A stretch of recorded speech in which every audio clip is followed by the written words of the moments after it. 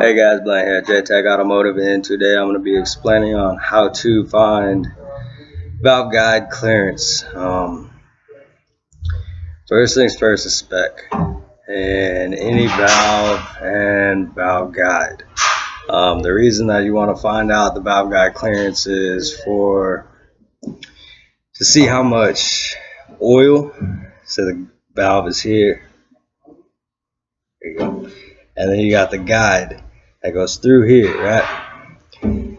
Now the space in between the actual stem where it rides and the guide itself, if it's too loose, too much space in between the valve stem and the guide, it'll float and it can push up, cock, and will mess up the engine. You have to get a new valve, all sorts of crazy stuff will happen. But with that being said, first things first, look up specs on your particular engine that you're working on, and get the specs on what the valve stem needs to be. Alright, so first things first, there's 3 places that you're gonna measure your valve stem, okay? And it's gonna be here, here, and here. That's where it rides in the valve guide, okay? That's where most of wear and tear is gonna be. So get this mic zeroed out and show you. So I'll measure here, right? And I got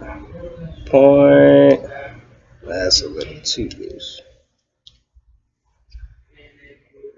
0.237, that's thousandths. I go to the middle,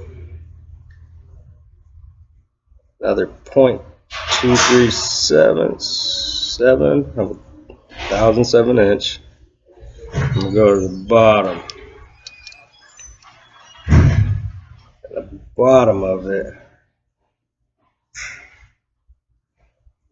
0.236.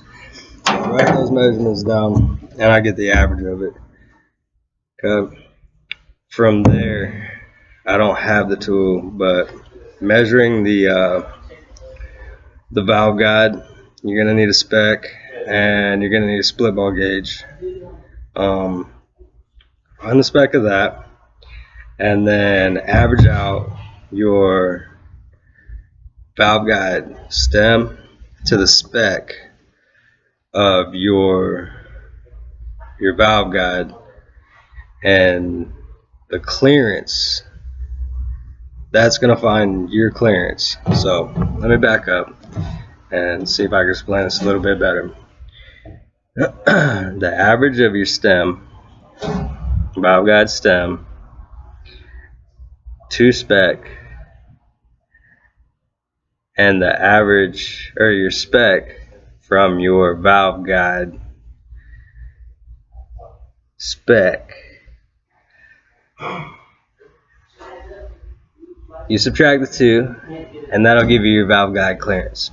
Then you get the spec for valve guide clearance and you compare the 2, and that'll tell you if you actually need a new valve guide or a valve guide or a valve. Alrighty, so that might have been a little bit confusing, and it might have not been a little bit too clear, but hopefully that helps you out, and see you on the next video. Have a good day.